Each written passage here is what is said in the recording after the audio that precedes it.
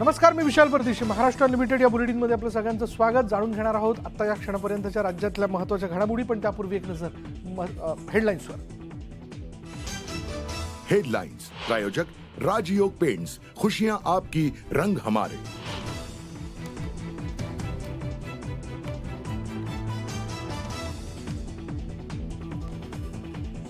भाजपचे सचिव सुधीर खातू यांचा उद्धव ठाकरेंच्या उपस्थितीत ठाकरे गटात प्रवेश. आता हुकुमशाही काढून टाका म्हणत ठाकरेंची भाजपवर टीका.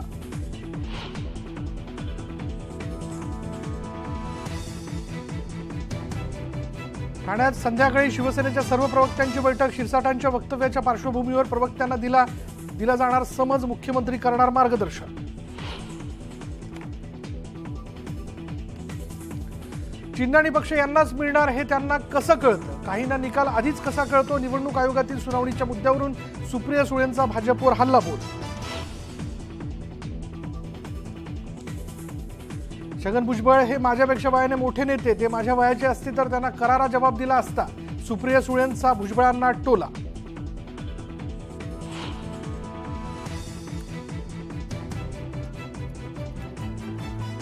महाराष्ट्रात रस्त्यांची दुरावस्था असताना टोल वसुली का? टोलमुक्त महाराष्ट्र कधी होणार? राज ठाकरेंचा संतप्त सवाल.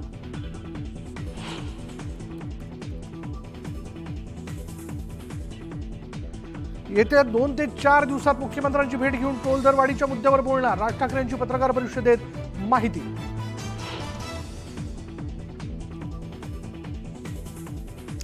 नांदेड शासकीय रुग्णालयात गेल्या 24 तासात 15 रुग्णांचा मृत्यू. मृतांमध्ये 6 अर्भक आणि 2 बालकांचा समावेश. गेल्या 7 दिवसात तब्बल 83 रुग्णांचा मृत्यू झाल्यानं खळबळ.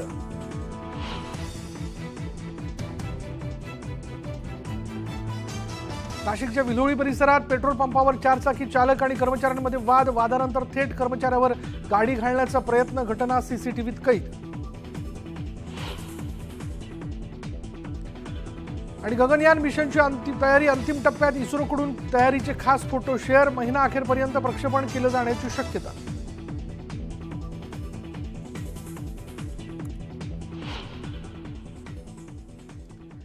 महत्त्वाच्या बातमीने सुरुवात करूया. मुंबई भाजपचे सचिव सुधीर खातूंनी आपल्या कार्यकर्त्यांसह ठाकरे गटात प्रवेश केला आहे. उद्धव ठाकरेंच्या उपस्थितीत हा पक्षप्रवेश पार पडला. दरम्यान यावेळी उद्धव ठाकरेंनी भाजपवर टीका केली. आता जर हुकुमशाही काढली नाही तर देशात काहीच शिल्लक राहणार नाही, असं वक्तव्य यावेळी उद्धव ठाकरेंनी केलंय. राजकारणात सर्वजण सत्ताधारी पक्षात प्रवेश करतात, मात्र सुधीर खातूंनी उलट्या दिशेनं प्रवाह फिरवल्याचं उद्धव ठाकरेंनी म्हटलंय. माझ्या समोर पहिले आणि आता नवीन झालेले शिवसैनिक असे दोघंही आहेत की साधारणतः जो प्रवाह असतो राजकारणात तो विरोधी पक्षाकडून सत्ताधारी पक्षाकडे असतो. पण सुधीर, तुम्ही हा प्रवाह आता उलटा फिरवलेला आहात. सत्ताधारी पक्षाकडून मी विरोधी पक्षात नाही मानणार, तर देशप्रेमी आणि हिंदुत्ववादी पक्षाकडे प्रवाह तुम्ही सुरू केलेला आहात. महाराष्ट्रातला तमाम हिंदू, मराठी आणि जे लोकशाही प्रेमी आहेत ते आता एकवटलेच पाहिजेत. कारण आता नाही तर कधीच नाही. आत्ताच जर काही हुकुमशाहीची वळवळ आपण गाडली नाही तर मग आपल्या भगव्याला काही अर्थ राहणार नाही, आपल्या देशप्रेमाला काही अर्थ राहणार नाही. आज जो तुमच्या हातामध्ये भगवा आहे आणि त्या भगव्याला त्याच्यावरती तुम्ही मशाल, आपलं जे चिन्ह आहे ते चिन्ह छापलेलं आहे. पण लक्षात घ्या, हा भगवा म्हणजेच मशाल आहे. जी मशाल भगवी असते तोच भगवा, तीच मशाल तुमच्या हातामध्ये आहे. आणि हीच मशाल, हाच भगवा देशाला तर दिशा दाखवणारच आहे, पण आपल्यावरती होत असणाऱ्या अत्याचाराला जाळून टाकल्याशिवाय तो राहणार नाही, ही माझी खात्री आहे. तर शरद पवार गटाच्या खासदार सुप्रिया सुळे यांनी अजित पवार गट आणि भाजपवर टीकास्त्र डागले. देशातील अदृश्य शक्तीला कसं माहिती की चिन्ह हे अजित पवार गटाला मिळणार, असा सवाल करत सुप्रिया सुळेंनी भाजपवर अप्रत्यक्षरित्या टीका केली. प्रफुल्ल पटेल यांच्यावर देखील सुप्रिया सुळेंनी टीका केली आहे. ज्या भाषेत प्रफुल्ल पटेल पवारांवर टीका करतात त्यांच्याशी सुसंवाद ठेवणं आता अशक्य असल्याचं सुप्रिया सुळेंनी म्हटलंय. छगन भुजबळ यांना देखील सुप्रिया सुळेंनी टोला लगावलाय. 3 गोष्टी आहेत. जे आज चिन्हाची लढाई करतायत त्यांना परीक्षेला बसायच्या आधी रिझल्ट कसा माहिती? त्यांना कसं माहिती चिन्ह आम्हालाच मिळणार, ह्याच तारखेला मिळणार? म्हणजे पेपर फुटलेला तरी आहे किंवा दिल्लीतली अदृश्य शक्ती ती यांच्या कानात येऊन यांना सांगते की चिन्ह आणि पक्ष तुम्हालाच मिळणार आहे. कुछ तो गोलमाल आहे ना. त्याच्याशिवाय तुम्हाला कसं, तुम्ही उद्या जर पेपरला बसला असेल तर तुम्हाला आधीच मार्क कळतात का? तुम्हाला रिझल्ट कसा माहिती परीक्षा बसायच्या आधीच? आणि हे आधीपासून म्हणतायत की ह्या तारखेला अमानत चिन्ह मिळणार, ह्या तारखेला, असं कसं, यांना कसं माहिती? याचा अर्थ कुछ तो गोलमाल आहे ना. आमच्याकडे एव्हिडन्स नाही ना, आणि ह्यांच्यासारखे आम्ही खोटे आरोप करत नाही, पण अदृश्य शक्ती आहे याच्यात माझा डाऊट नाही. अदृश्य शक्ती ही दिल्लीची अदृश्य शक्ती आहे आणि ही अदृश्य शक्ती ही महाराष्ट्राच्या विरोधात कट कारस्थान करते. श्री छगन भुजबळ हे सातत्याने आदरणीय पवार साहेबांवर टीका करत असतात. ते वयाने मोठे आहेत, त्याच्यामुळे मी उत्तर देऊ शकते, पण मी उत्तर देत नाही कारण का त्यांचं वय मोठं आहे. ते त्या वयाचे नसते आणि माझ्या वयाचे असते ना तर करारा जवाब दिला असता. पुढे बघूया, टोल दरवाढ रद्द करण्याच्या मागणीसाठी गेल्या 3 दिवसांपासून मनसेचे मुलुंड टोल नाक्याजवळ उपोषण सुरू होतं.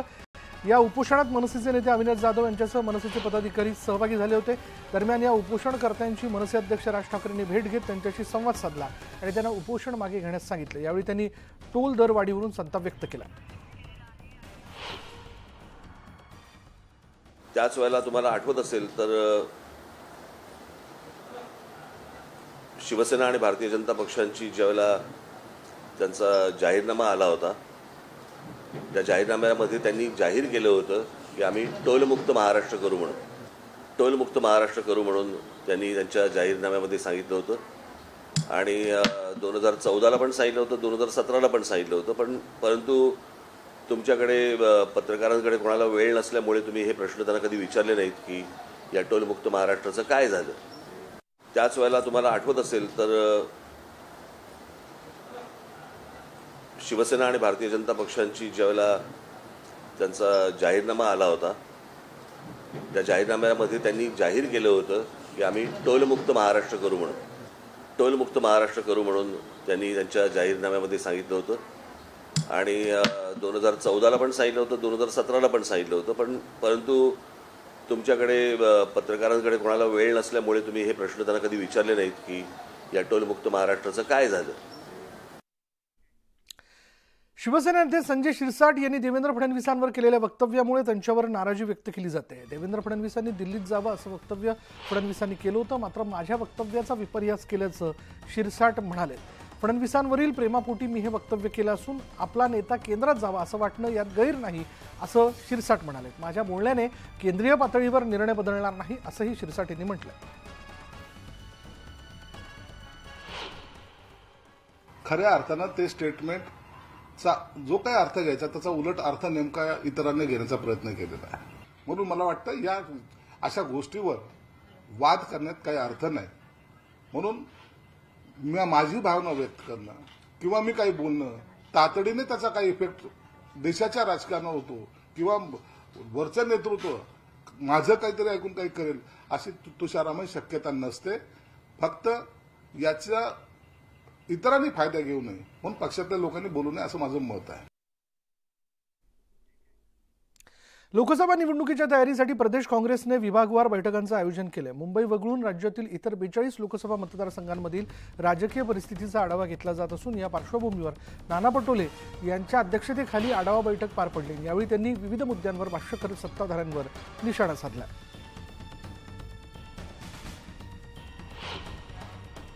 आज पुण्यात आहे, उद्या उत्तर महाराष्ट्राचं नाशिकमध्ये आहे, परवा औरंगाबादला मराठवाड्याचं आहे, पश्चिम विदर्भातलं अमरावतीमध्ये 11 तारखेला आणि 12 तारखेला नागपूरमध्ये अशा पद्धतीनं 6 विभागीय या आमच्या संघटनात्मक आढावाच्या या मीटिंग्स. उपमुख्यमंत्री देवेंद्र फडणवीसांनी मंडणगडमध्ये दिवाणी आणि फौजदारी न्यायालयाचं उद्घाटन केलं. दरम्यान मंडणगडमध्ये न्यायालयाच्या उद्घाटनासाठी उपस्थित असल्याचा आनंद झाल्याचं देवेंद्र फडणवीसांनी म्हटलंय. महायुतीचं सरकार वेगानं काम करणारे राज्यात न्यायव्यवस्थेसाठी 800 कोटींचा निधी दिल्याचंही देवेंद्र फडणवीसांनी सांगितलं. तसंच डॉक्टर बाबासाहेब आंबेडकर यांचं आंबडवे ते लवकरच स्मारक उभारण्यात येणार आहे असं देखील देवेंद्र फडणवीसांनी म्हटलंय. आम्ही वेगानेच काम करणारे लोक आहोत, पण आमच्या वेगाला अधिक वेग यावा याकरता तुम्ही इतकी हुशारी केली. तुम्ही आधी गवई साहेबांची तारीख घेतली आणि मग सांगितलं की गवई साहेबांनी भूमिपूजनाकरता तारीख दिली आहे, त्यामुळे आमची डेडलाईन सेट झाली आणि मग उदयजी आणि आम्ही कामाला लागलो. वेगवेगळ्या प्रकारे न्यायालयाचं जे इन्फ्रास्ट्रक्चर आहे, यावर्षी आपण जवळपास 800 कोटी रुपयाचा निधी हा या इन्फ्रास्ट्रक्चर करता दिला आहे. 138 जलदगती न्यायालयांना देखील त्या ठिकाणी आपण मान्यता दिली आहे. न्यायाधीशांच्या निवासस्थानाकरता आपण जवळपास 250 कोटी रुपये हे त्या ठिकाणी दिलेले आहेत. कौटुंबिक न्यायालयाची नव्याने निर्मिती आपण करतोय की येत्या काळामध्ये त्याही ठिकाणी अतिशय चांगल्या प्रकारचं जे काही भारतरत्न डॉक्टर बाबासाहेब आंबेडकरांना त्यांच्या उंचीला शोभेल अशा प्रकारचं स्मारक, पण केवळ स्मारक नाही तर कुठली तरी जिवंत अशा प्रकारची व्यवस्था त्या ठिकाणी उभी झाली पाहिजे की ज्याचा थेट संबंध हा खरं म्हणजे डॉक्टर बाबासाहेब आंबेडकरांच्या कार्याशी झाला पाहिजे. तर तशाच प्रकारचं जिवंत स्मारक आपल्याला तयार करता येईल असा प्रयत्न हा निश्चितपणे आम्ही करू. आणि यानंतर इथं वेळ झाली का ब्रेकची. ब्रेक घेऊयात. पहा फक्त न्यूज 18 लोकमत.